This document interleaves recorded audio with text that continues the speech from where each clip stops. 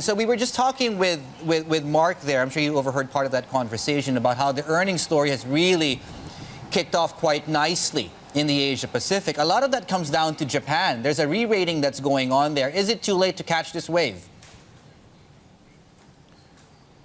Well, certainly in the context of Japan, we think we're expecting the market to move higher, supported by the fact that earnings in Japan are at an all-time high, despite the relatively strong yen this year, certainly not a weak yen. And but in the sort of broader context, earnings in Japan are up 40% over the last 1 year.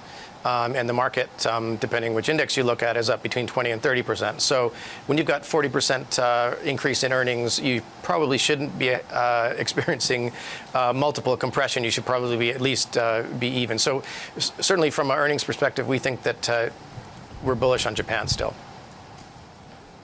We've got a decision coming out from the FOMC. The more important part of the conversation is what's happening with the next Fed chair. Morgan Stanley put out a very interesting note. They said, in whichever way the bond market reacts to the Fed chair decision, do the opposite. There's only so much a new Fed chair can engineer into Fed policy over the course of his tenure. Is that something you can agree with, Kieran?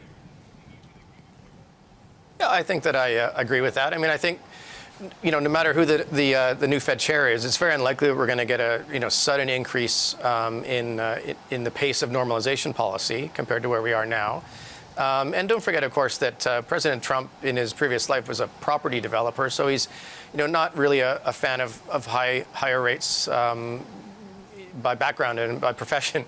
So we would expect whoever the Fed chair, incoming Fed chair, is going to be, that we're going to sort of stay the course that we expect for now, which has been extremely well telegraphed, as the previous guest described.